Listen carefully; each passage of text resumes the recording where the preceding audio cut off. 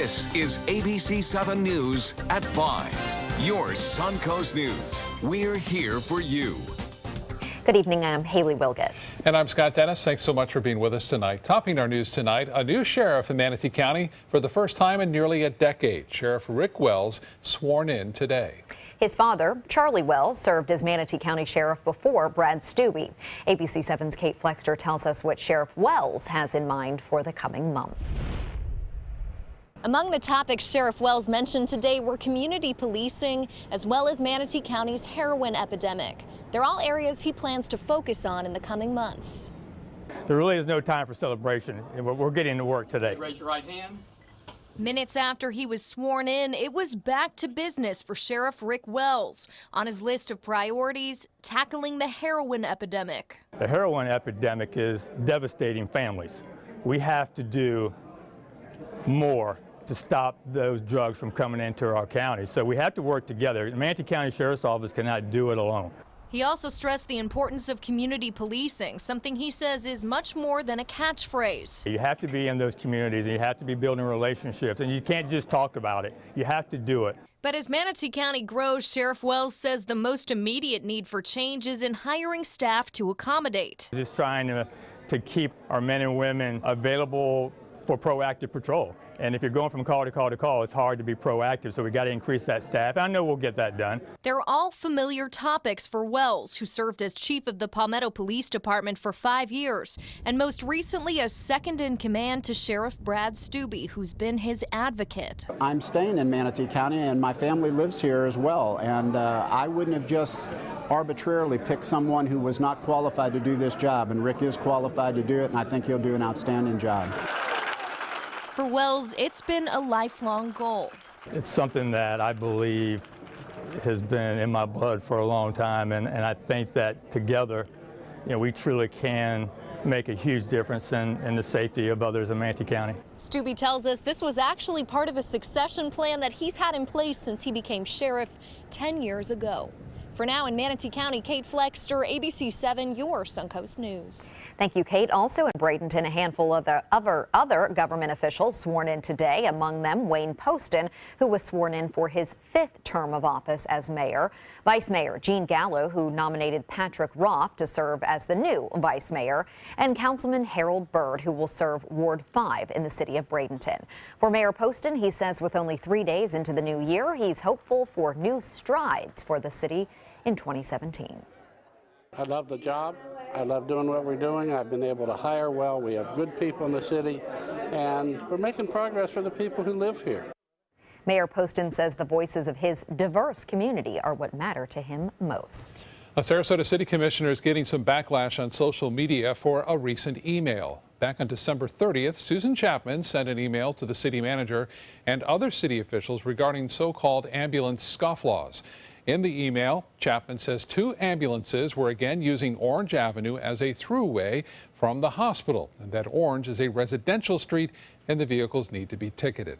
A copy of the email was posted on at least 2 Facebook pages, the Venice Scoop and the Sarasota County Fire Department scanner feed, and some people are leaving negative comments about it. We spoke to Chapman today, and she tells us she did write the email, but she feels it was put on social media sites in part because of the upcoming election for the 2 at-large seats on the Sarasota City Commission. A follow-up now on the plans to put up new signs to mark downtown Sarasota. The signs would go up on Main Street and US 301 and US 41. Today, the Sarasota Downtown Development Improvement District discussed the costs and the designs of these gateway signs. They're now considering hiring an architect to help with the process. The proposal will eventually be presented to the City Commission, but a decision is likely several months away. The lingering red tide issue here on the Suncoast this winter may be improving, which is hopeful news for stone crab fishermen on the Suncoast. The Florida Fish and Wildlife Conservation Commission is reporting fish kills off Collier County continued into December and remains spotty here on the Suncoast. Red tide has added to the slow start to stone crab season.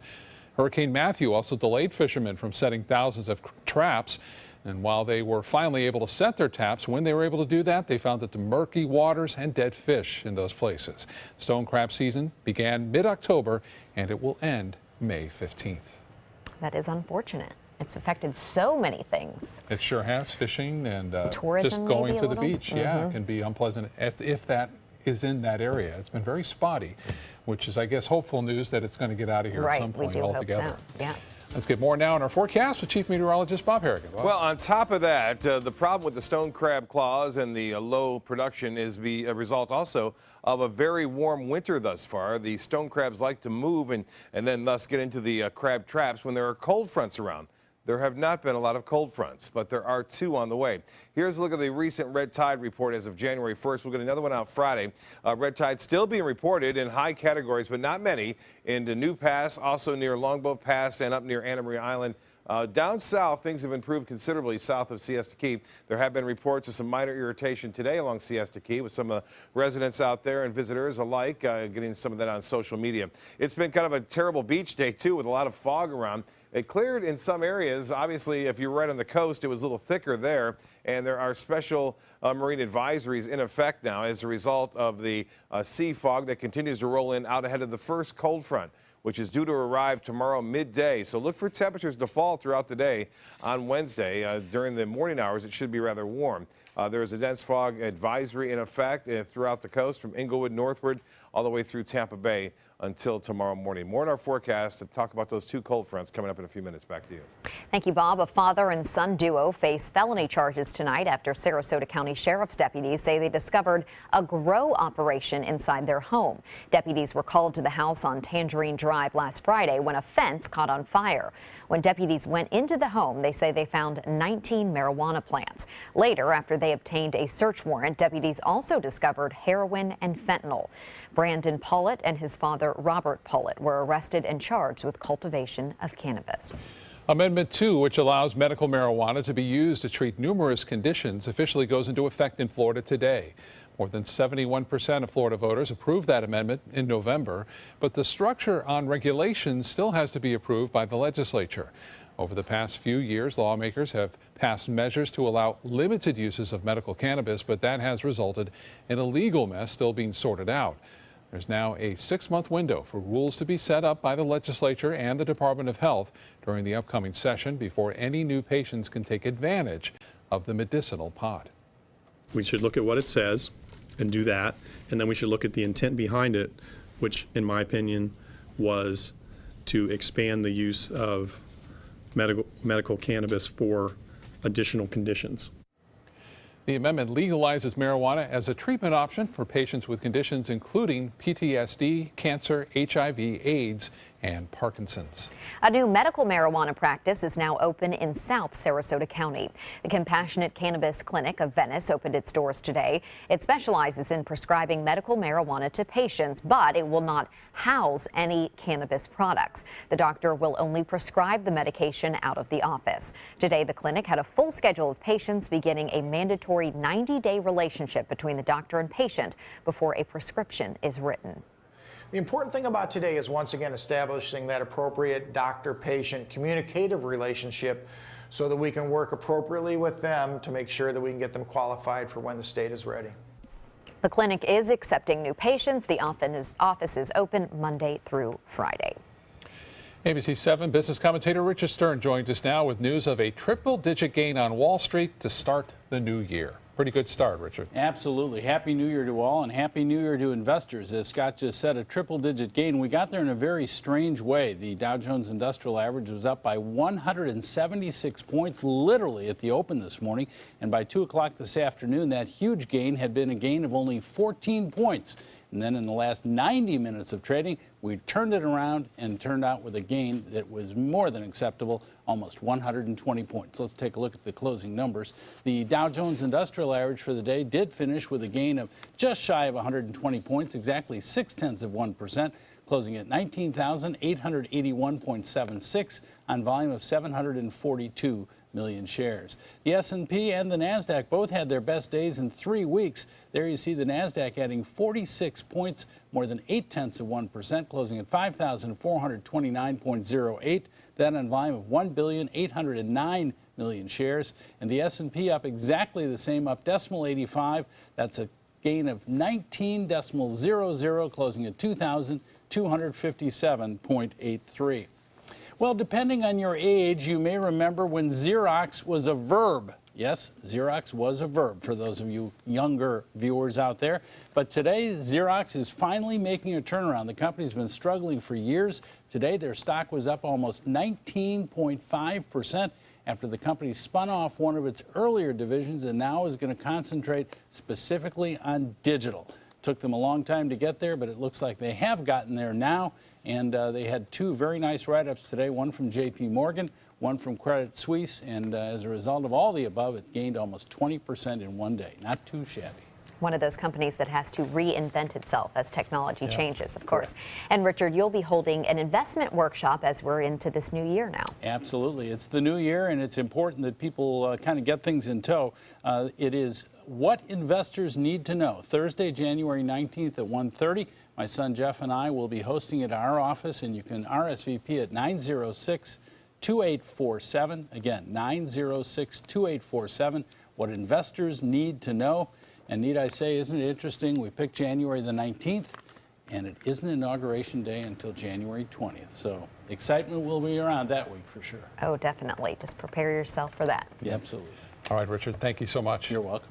Still to come in your Suncoast News tonight, the aftermath of a tornado outbreak. A look at the damage in multiple southern states following violent thunderstorms. And ABC7 Chief Meteorologist Bob Harrigan will be back with your full weather forecast.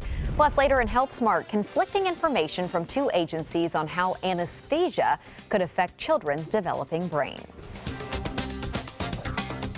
It's time to upgrade your favorite news app. Now, ABC7's My Suncoast News app is better than ever with a dynamic brand new design that's faster and easier to use. Stay connected with new features that make it easy to submit photos, share stories on Facebook and Twitter, and save stories for reading at a later time. Download our free My Suncoast News app on your mobile device at your app store. ABC7's all-new My Suncoast News app. Just another way we're here for you. Powered by the Eye Associates, providing sight for life. Today, everyone is looking for carpeting that lasts longer.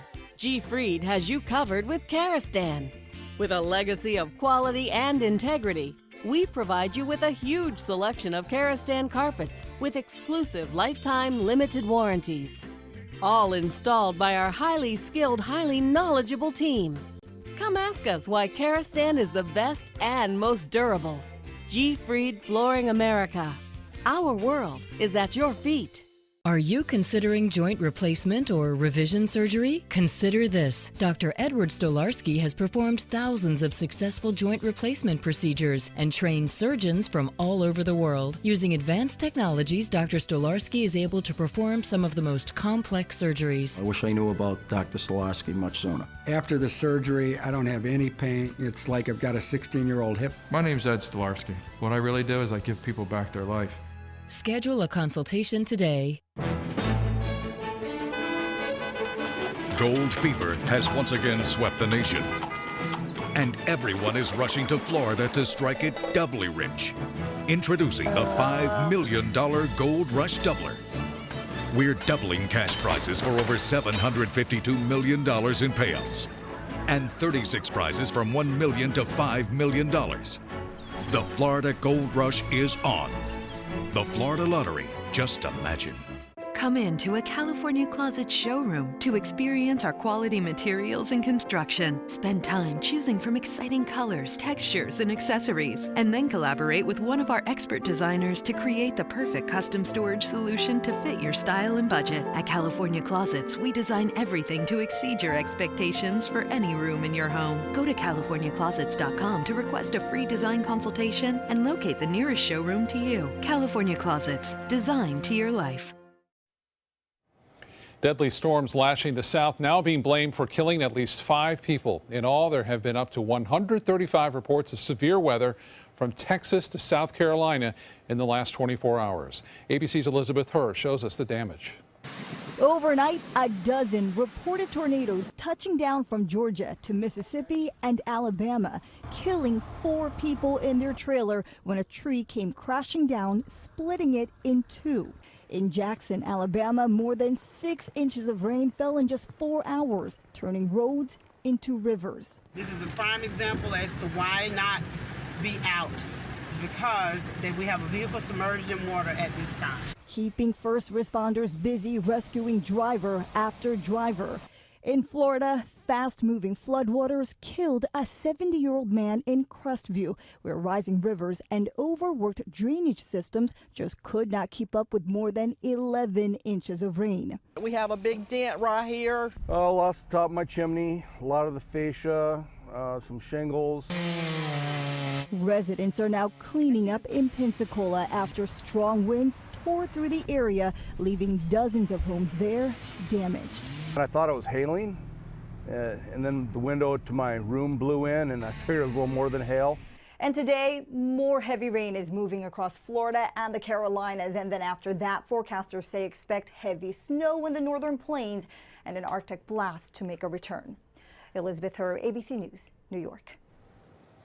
Well, we spoke to the American Red Cross of Southwest Florida today. They are on standby to assist those areas hit by the tornadoes and severe storms yesterday. Yeah, and obviously that report was done a lot earlier today because there's no heavy rain in Florida anymore. Right. It's a light rain, if that. A few showers are around. But just shows you that this is the time of year that we start to see severe weather in Florida, especially in January and February. You may recall last year, January 17th, killer tornado moved through Manatee County. Also, we had tornado on Siesta Key. So we have to keep advised and kind of keep a watch of these fronts that come down. This one, not much. The next one on Saturday could produce a few thunderstorms. We'll talk about that in a bit.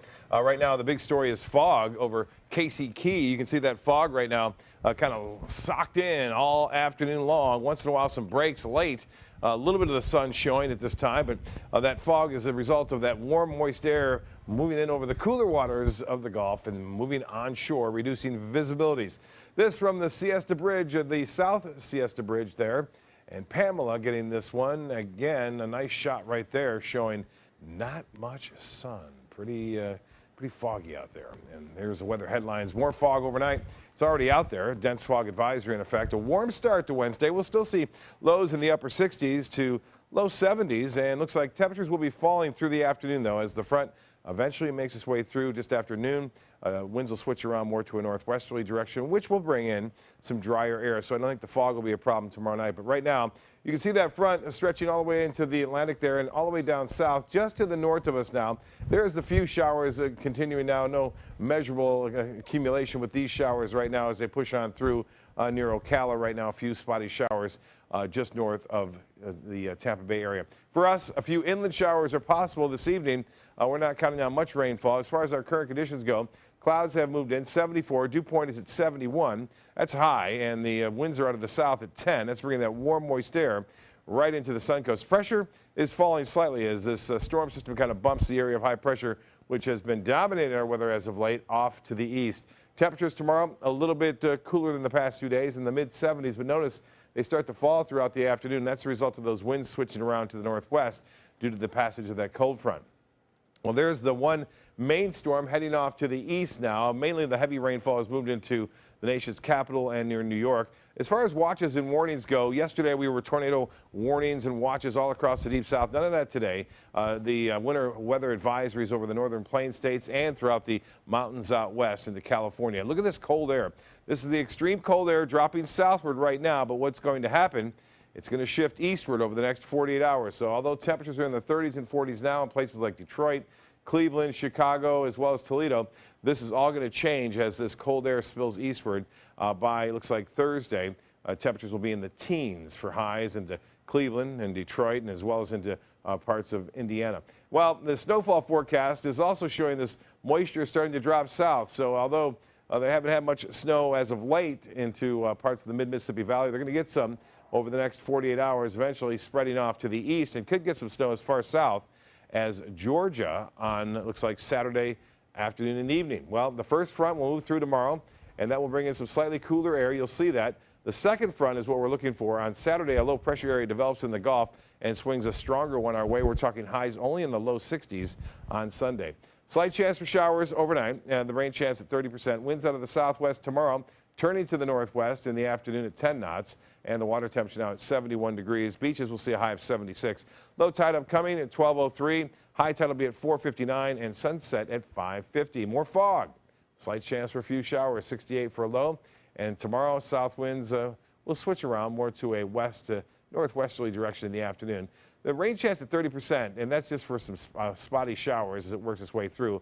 Partly sunny skies, a high of 77, and then expect the temperatures to cool down. As I said, a high on Sunday, only 62. There's that rain chance on Saturday, 60%. We'll have to keep an eye on that for the potential for some rough storms. Right now, that chance is still very small. Scott? All right, Bob, thank you. Now at Suncoast Traffic Watch, no crashes in the area, but we are seeing traffic backed up on I-75. This is the northbound lanes right before you get to Fruitville, and then a little bit beyond there, slow going along I-75 heading north. Haley? Thank you, Scott. In health news tonight, conflicting information about the dangers of anesthesia. In December, the Food and Drug Administration issued a warning that said repeated or lengthy use of general anesthetic and sedation drugs in infants, toddlers, and pregnant women in their third trimester might damage children's developing brains. Now, the American College of Obstetricians and Gynecologists is firing back, saying it was blindsided by the warning and is unaware of any data on pregnant women that support the FDA's claims. They say the warning was based solely on animal studies. Fewer people are living with celiac disease without knowing it. The proportion of undiagnosed cases was cut in half from 2009 to 2014. That's according to a study published in Mayo Clinic Proceedings. Go back 6 years, and that's quite different, with only about 1 in 5 getting diagnosed. Experts say that could be a reflection of increasing awareness of celiac disease and more widely used diagnostic testing. Miami-based OPKO Health says its experimental drug for growth hormone deficiency, or GHD, in adults failed to provide a statistically significant benefit over a placebo in a late-stage study. GHD is a rare disorder characterized by the inadequate secretion of the growth hormone from the pituitary gland, an organ responsible for the production of multiple hormones. OPKO is developing the drug with Pfizer and says it has identified 1 or more outliers that may have affected the trial. Coming up, a toddler with super strength, how this little boy helps save his twin brother trapped under a dresser. And a news photographer goes from behind the camera to in front of the action to help save a man from a burning SUV.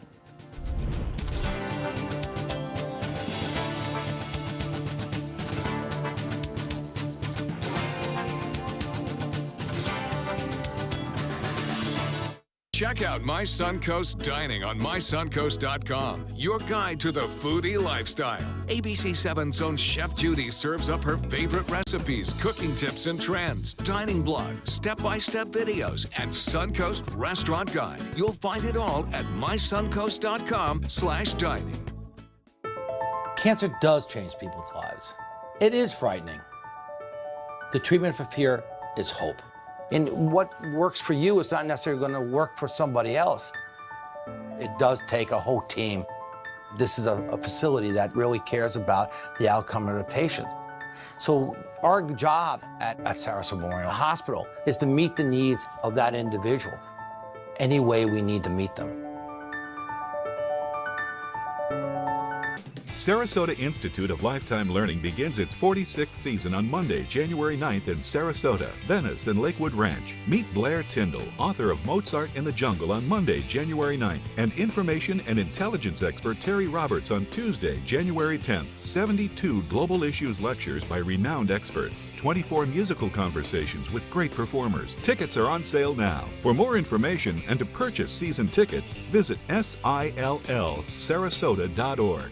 Selling your home? Insist on a 3D showcase tour from Gulf Shores Realty. Virtual tours are flat and boring and look more like a slideshow than a tour. A 3D tour from Gulf Shores Realty is like actually walking through the home without the drive. Get instant access to your next home from any device. Multiple views give homebuyers a perspective like no other. For a limited time, mention ABC7 and Gulf Shores Realty will provide a complimentary 3D tour with your new listing. The official salon of ABC7.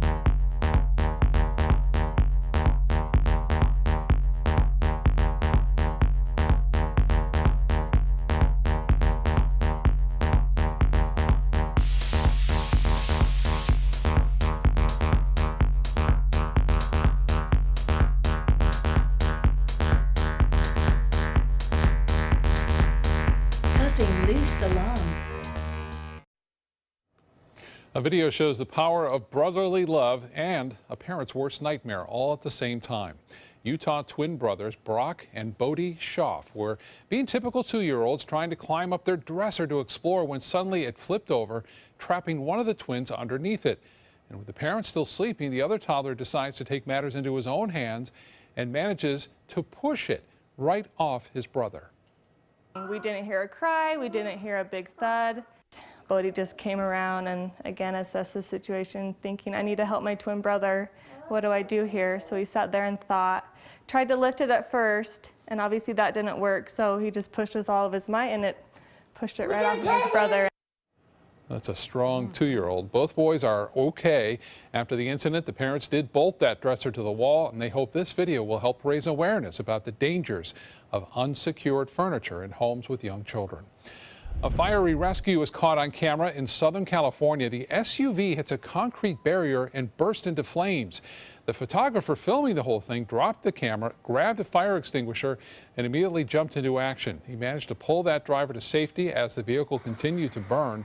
The driver has serious injuries but is expected to recover. California Highway Patrol is calling that journalist a hero and thanks him for his quick actions. Meanwhile, icy roads cause a car to slide into a tow truck in Minneapolis. The truck was working to pull a wrecked SUV out of a ditch when an oncoming car crashed into the back of it.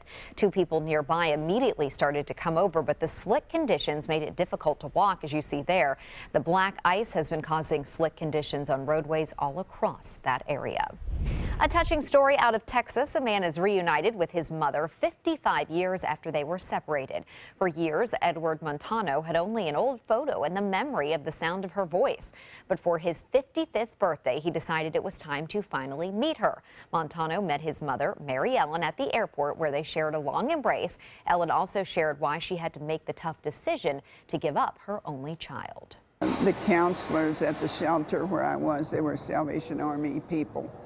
You know, they just had a little talk with me. They said, you know, you don't have any place to go yourself and there's no way to provide for him. And we suggest, you know, it's our suggestion that you put him up for adoption. Mary Ellen says she always kept a certificate of dedication in hopes of meeting him one day, and she has a lot more family to catch up with. She now has 22 grandchildren to meet.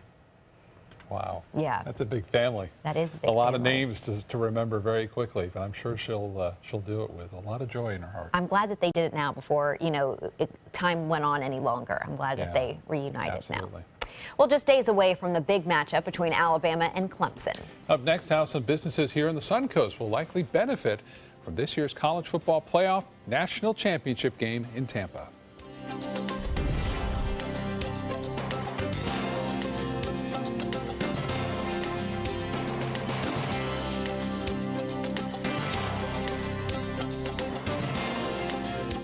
I heard about the Tindall Cancer Center through friends of mine who had been treated here and were very pleased with the treatment. If there is prostate cancer, we at the Tindall Cancer Center will find it using 3D color flow Doppler ultrasound. And that helped precisely identify where my cancer was and some additional cancers that were not found during the biopsy. I would recommend the Tindall Cancer Center. As a group of human beings, they are unbelievably great. Today, everyone is looking for more fashionable choices in flooring than ever before. And G. Fried has responded with a huge selection of carpets, tile, wood, laminate, and vinyl.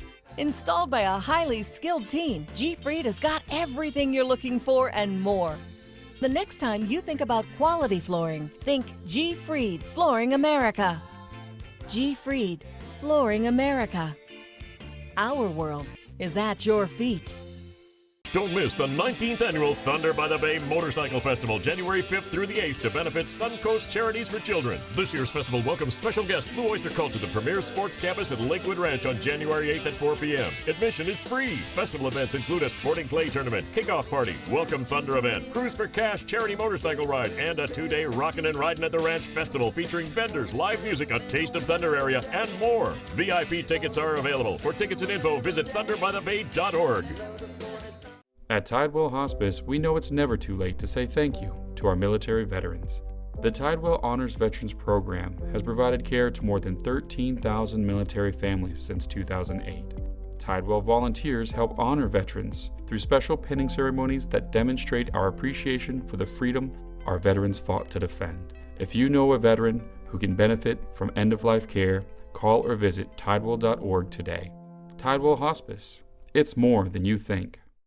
Come into a California Closet showroom to experience our quality materials and construction. Spend time choosing from exciting colors, textures, and accessories, and then collaborate with one of our expert designers to create the perfect custom storage solution to fit your style and budget. At California Closets, we design everything to exceed your expectations for any room in your home. Go to CaliforniaClosets.com to request a free design consultation and locate the nearest showroom to you. California Closets, designed to your life.